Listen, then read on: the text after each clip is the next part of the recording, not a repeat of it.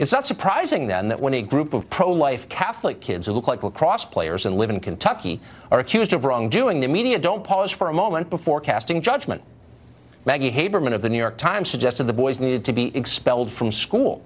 Anna Navarro of CNN called the boys racists and asswipes and then went after their teachers and their parents. Others called for violence against them. CNN legal analyst Bakari Sellers suggested one of the boys should be, quote, punched in the face. Former CNN contributor Reza Aslan agreed. Aslan asked on Twitter this: have you ever seen a more punchable face than this kid's? Longtime CNN contributor Kathy Griffin seemed to encourage a mob to rise up and hurt these boys. Quote, name these kids. I want names. Shame them. If you think these efforts wouldn't dox you in a heartbeat, think again. Then she repeated her demand again later. Quote, names, please, and stories from people who can identify them and vouch for their identity. Thank you. Hollywood film producer Jack Morrissey tweeted that he wanted the boys killed. Quote, MAGA kids go screaming hats first into the wood chipper. And then he paired that with a graphic photo.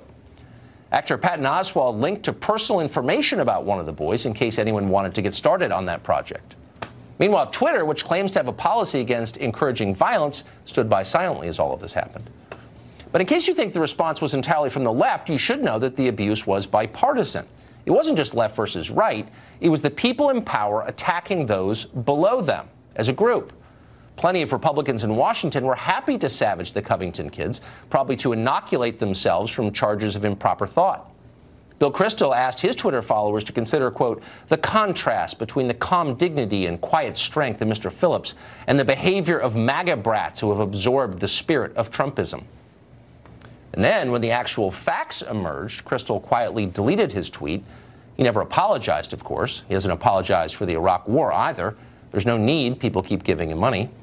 National Review, meanwhile, ran a story entitled, The Covington Students Might As Well Have Spit on the Cross. That story has since been pulled, too, but not before the author admitted he never even bothered to watch all of the videos. He knew what he knew, and that was enough.